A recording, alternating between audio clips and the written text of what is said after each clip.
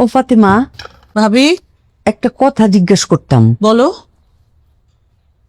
আচ্ছা, সায়রা অতি বড় লোকের মেয়ে আর মেহেরিন সাধারণ পরিবারের মেয়ে।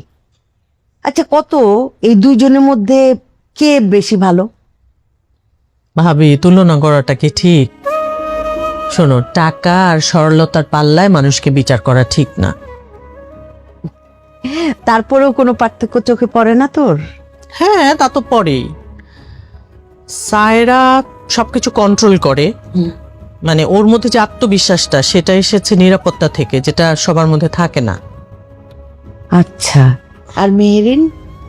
মেহেরিনের আসল শক্তি হলো সবকিছুর সাথে মানিয়ে নেয়া, মানে কথা কম কাজ বেশি। এটা হচ্ছে মেহেরিন। তাইলে কে ভালো? দুজনই।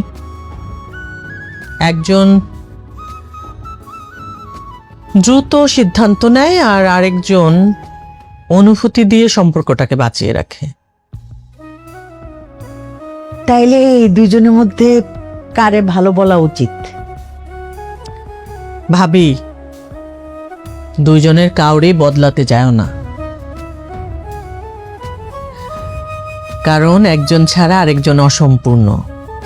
যে বাড়িতে এই দুইজন থাকে দুই রকমের, সেই বাড়িটা কিন্তু অনেক শক্ত। ফাতিমা, তুই এত বুদ্ধিমতী, এত বুঝিস কেমনে রে? আমার মাথায় তো ওইসব আসে না।